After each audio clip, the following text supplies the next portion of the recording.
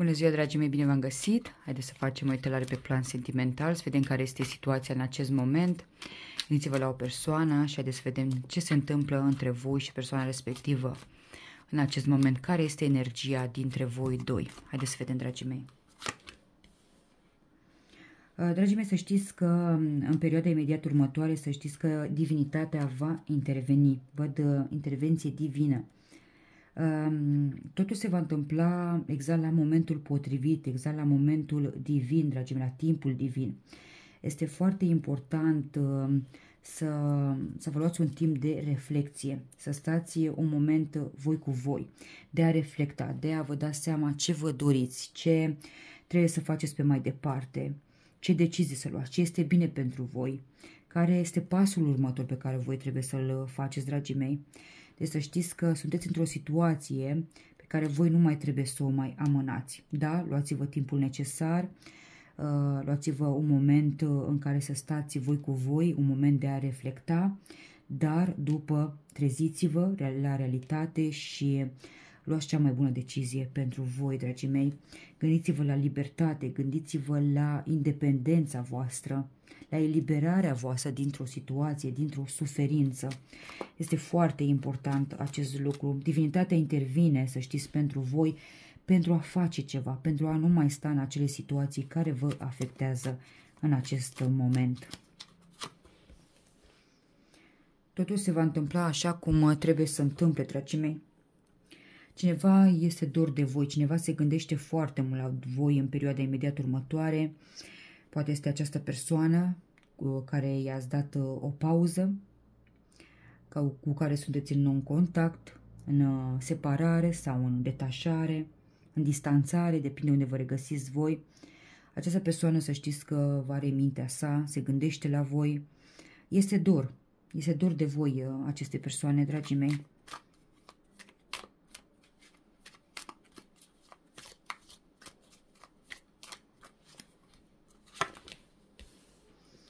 Să știți că această persoană vrea să vă spună un adevăr, vrea să fie sincer sau sinceră cu voi, vrea să fie corect sau corectă, dragii mei, pentru a lua o decizie în relația voastră. Poate lucrurile nu merg bine în acest moment, de aceea există aici un moment de reflexie. Conflicte, certuri, discuții în contradictoriu, discuții în care trebuie să se clarifice ceva, puteți să vorbiți de o relație la distanță. Nu simt că totul este terminat între voi doi, pentru unii, da? Simt că ori sunteți la distanță, ori este o distanțare între voi doi, este o relație pe internet, da?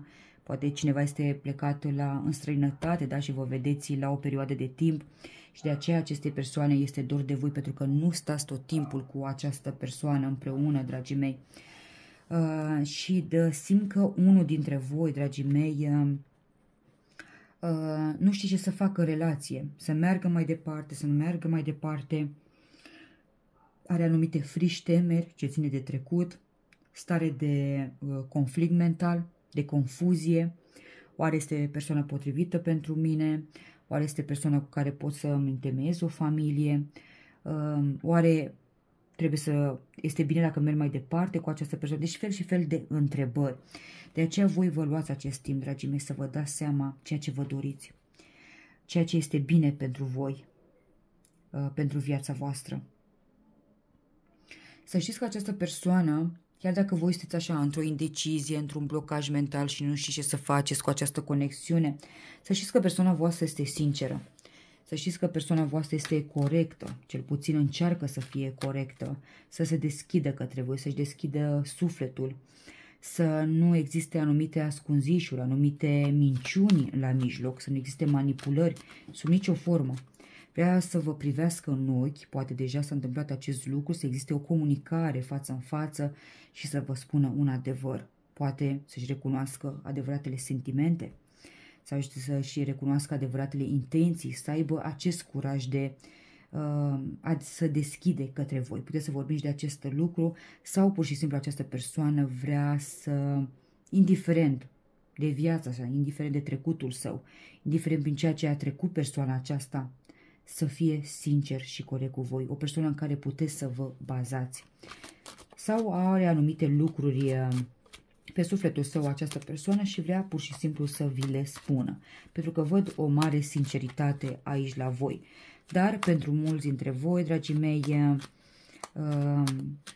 această persoană vă va recunoaște sentimentele și pentru voi simt că e ceva ce parcă va fi greu de digerat, dragii mei, pentru că simt că unul dintre voi parcă iubește mai mult, se implică mai mult, unul este mai într-o confuzie, mai cu frică, cu temeri, frică de deschidere, frică de implicare și de aceea parcă sunteți așa într-un impas, nu știți ce să faceți, să credeți ceea ce spune această persoană, să credeți în sentimentele persoanei respective sau nu.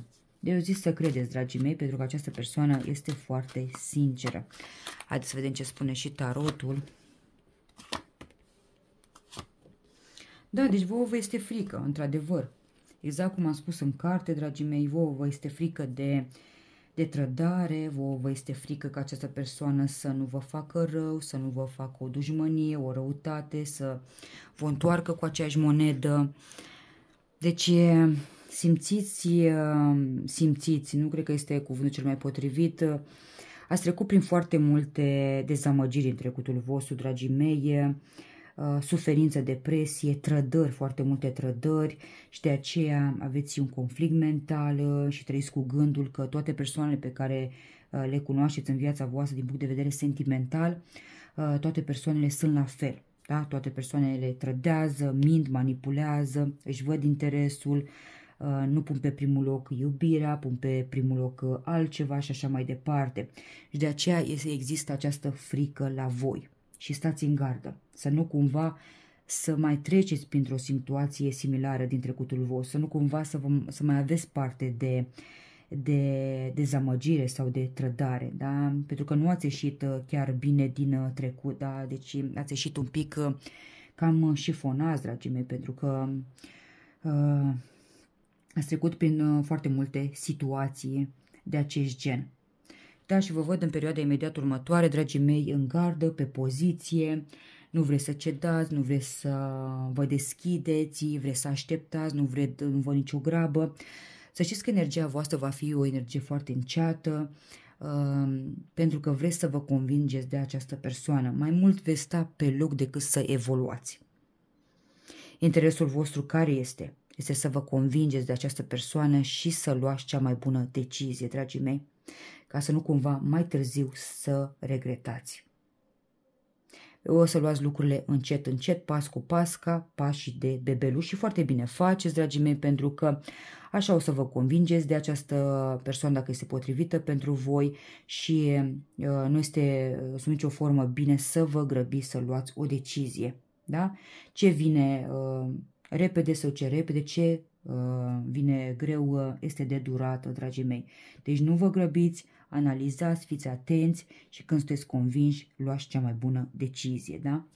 Dragii mei, e ca zodie, avem Geme, Vărsător, Balanță, Berbec, Săgetător, Leu și Capricorn, Fecioară, Taur. Dragii mei, acestea sunt mesajele pentru voi, pentru perioada imediat următoare. Sper că v-ați regăsit. Dacă da, vreau să lăsați și mie un like, un comentariu și de ce nu să vă abonați la canalul meu de YouTube. Eu vă mulțumesc frumos și să ne revedem cu bine la un nou video pe acest canal. La revedere, dragii mei, numai bine!